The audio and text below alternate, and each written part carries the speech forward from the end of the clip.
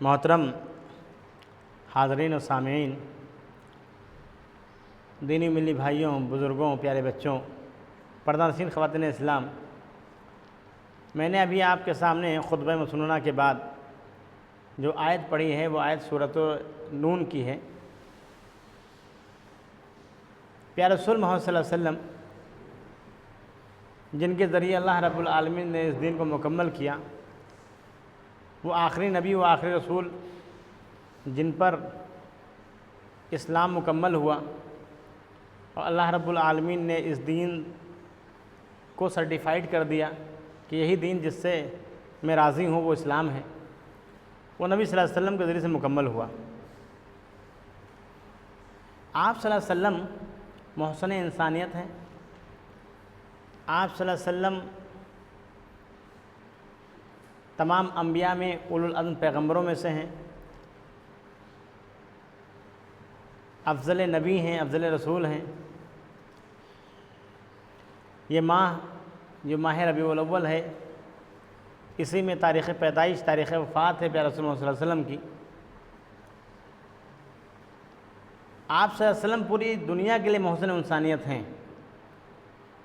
یہ اعزاز اللہ رب العالمین نے آپ کو جو دیا وہ کس بنیاد پہ دیا؟ آپ صلی اللہ علیہ وسلم پوری دنیا کے لیے رحمت بنا کے بھیجے گئے۔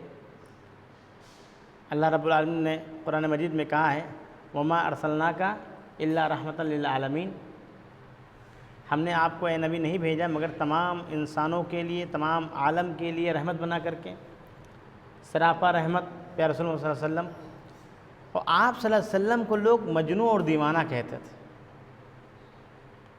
غور کرنے کی بات ہے، ذرا سوچئے، جب پیارے رسول محمد صلی اللہ علیہ وسلم نے ایک اللہ کی طرف لوگوں کو بلانا شروع کیا تو لوگوں نے کیا کہا؟ یہ تو جادوگر ہے یا دیوانہ ہے۔ یہ مشرکین مکہ کا، کفار مکہ کا الزام تھا۔ اللہ رب العالمین نے وحی کے ذریعے سے اس بات کو واضح کر دیا کہ جس کو تم مجنون اور دیوانہ سمجھتے ہو، مجنون، دیوانہ، ساحر، جادوگر نہیں ہے، بلکہ وہ تو کیا ہے وَإِنَّكَ لَعَلَىٰ خُلْقٍ عَظِيمٍ، یہ تو سب سے اونچے کردار کے مالک ہیں، اخلاق میں سب سے اونچے ہیں۔ اور پیارے رسول محمد صلی اللہ علیہ وسلم نے اپنی بعثت کا مقصد بھی بتایا۔ احادیث آپ پڑھیں، پیارے رسول صلی اللہ علیہ وسلم کہتے ہیں انما بعثت لأتمم مکارم الاخلاق، مجھے بھیجا ہی گیا ہے کہ میں اخلاق کے جتنے بھی اعلیٰ درجے ہیں ان کو میں پالوں، اس کو میں پورا کر دوں۔ بہت سارے انبیاء آئے، اللہ رب العالمین نے ہر قوم کے لیے ایک نبی، ایک رسول بھیجا۔ نبی تو بھیجا ہی بھیجا، اور سورہ رعد میں اس بات کو کلیئر بھی کیا، واضح بھی کیا لِكُلِّ قَوْمٍ ہاد، ہر قوم کے لیے ایک ہدایت دینے والا ہم نے بھیجا۔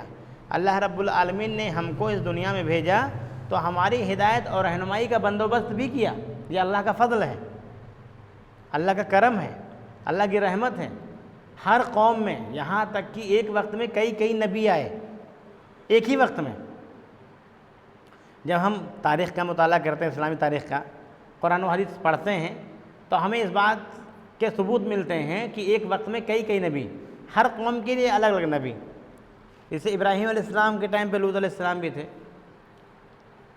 موسیٰ علیہ السلام کے ٹائم پہ شعیب علیہ السلام بھی تھے، یعقوب علیہ السلام، یوسف علیہ السلام، پھر تو نبیوں کا سلسلہ، ایک قوم میں بہت سارے نبی، اور ہر قوم کے لیے ایک نبی بھیجا گیا۔ نبی صلی اللہ علیہ وسلم نے اپنی بعثت کا مقصد کیا بتایا؟ اور اتنا ہم اور آپ سب جان لیں کہ ایک نبی، ایک رسول کی دعوت الگ نہیں ہوتی۔ جو آدم علیہ السلام لے کر کے اسلام آئے تھے وہی آخری نبی محمد صلی اللہ علیہ وسلم لے کر کے آئے، اسی کو مکمل کیا۔ اور کہا بھی نبی صلی اللہ علیہ وسلم نے کہ یہ اسلام جو ہے ایک عمارت کی طرح ہے، بنیاد آدم علیہ السلام نے رکھی اور تمام نبی آتے رہے، اسلام کو مکمل کرتے رہے۔ میرے آنے تک یہ ایک محل تیار ہو چکا تھا اسلام کا، صرف ایک اینٹ کی جگہ باقی تھی، میں نے اس کو پر کر دیا، فل کر دیا۔ اسلام کی تعمیر، اسلام کی بنیادیں، اسلام کا قلعہ بن کے تیار ہو گیا۔ تب اللہ رب العالمین نے کہا کہ آج میں راضی ہوں، اس دین سے راضی ہوں۔ اب اس دین سے ہم اور آپ بھی راضی ہیں؟ میرے خیال سے ہیں یا نہیں؟ کنفیوز ہیں ہم۔ کیوں؟ کیونکہ پیارے رسول محمد صلی اللہ علیہ وسلم کی رسالت پہ تو کوئی شک نہیں کر سکتا، ورنہ ایمان چلا جائے گا۔ پیارے رسول محمد صلی اللہ علیہ وسلم نے اپنی بعثت کا مقصد بتایا کہ میں اخلاق کی تمام بلندیوں کو پورا کرنے کے لیے بھیجا گیا تھا، اور آپ صلی اللہ علیہ وسلم نے پورا ہی نہیں کیا بلکہ اس کا ثبوت بھی دیا۔ صحابہ کرام نمونہ بنے، پیارے رسول محمد صلی اللہ علیہ وسلم نمونہ ہیں، ان کے بعد نقش قدم پہ چلنے لائق کوئی اگر شخصیات ہے نبیوں کے بعد تو صحابہ کرام ہیں۔ صحابہ کرام کو کیا دے دیا نبی صلی اللہ علیہ وسلم نے؟ مال دے دیا، اولاد دے دی، جاگیریں دے دی، کیا دے دیا؟ اسلام لانے کی پاداش میں سب کچھ چھوٹ گیا تھا۔ کبھی کبھی ہوتا ہے کوئی اچھی چیز آ جاتی ہے ہمارے پاس تو اس کی قیمت دینی پڑتی ہے، اور صحابہ کرام نے اس کی قیمت ادا بھی کی اور خوشی خوشی ادا کی۔ اسلام اتنی بڑی نعمت ملی، دیا کیا؟ ہمیں اور آپ کو یاد ہو جب حبشہ ہجرت کر کے گئے لوگ، مجبوری میں اپنی گھر چھوڑتا ہے کوئی انسان، کوئی اپنے جس کو گھر میں ساری سکھ سویدھائیں مل رہی ہیں وہ گھر نہیں چھوڑتا ہے۔ آج کل تو ہم لوگ کمانے کے لیے باہر جاتے ہیں۔ وہاں پر دین پر چلنا بڑا مشکل ہو رہا تھا۔ نبی صلی اللہ علیہ وسلم کو اجازت ملی کہ کچھ لوگوں کو بھیج دیجئے، صحابہ کو بھیجیے۔ حبشہ کی طرف گئے۔ جب حبشہ کی طرف گئے تو وہاں کے بادشاہ نے جگہ دے دی، رہو آ کر کے۔ ملکوں کا اپنے ریلیشن ہوتا ہے، کوئی کسی ملک میں جا کر کے اس ٹائم ویزا کا سسٹم ہے، پہلے بھی کچھ رہا ہوگا، رہ کے بسنے لگے۔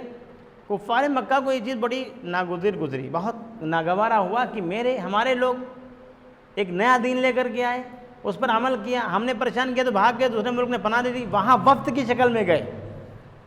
یہاں سے جو مکے سے جو مسلمان چلے گئے تھے ہجرت کر کے، ان کو بھگوڑا ثابت کرنے کے لیے اور ان کو واپس لانے کے لیے اپنے دین میں اور مکے میں کچھ لوگوں کا وفد گیا، کفار مشرکین کا۔ وہاں گئے تو دربار میں حاضری ہوئی، حبشہ کے دربار میں۔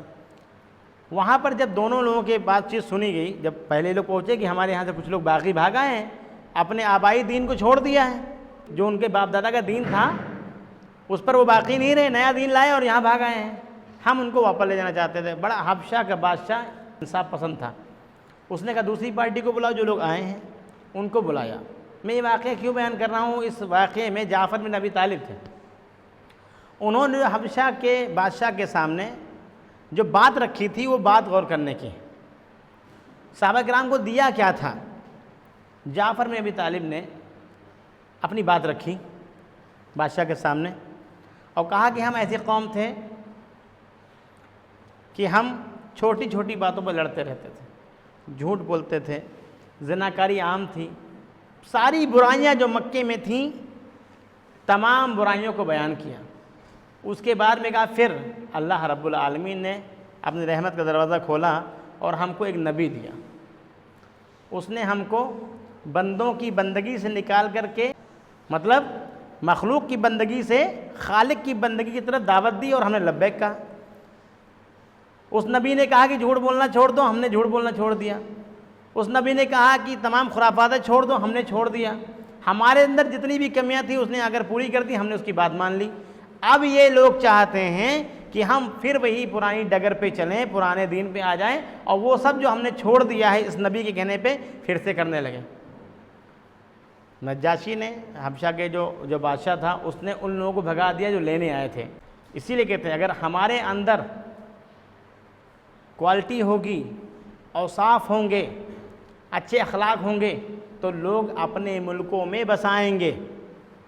اگر ہمارے اخلاق خراب ہوں گے، ہمارے اخلاق گڑبڑ ہوں گے، ہمارا طور طریقہ گڑبڑ ہوگا، ہم اسلامی طور طریقے میں عمل نہیں کریں گے تو ہم کو ہمارے والد ہی ہم کو گھر سے بھگا دیں گے، پھر تو ملک کی بات ہی چھوڑیے۔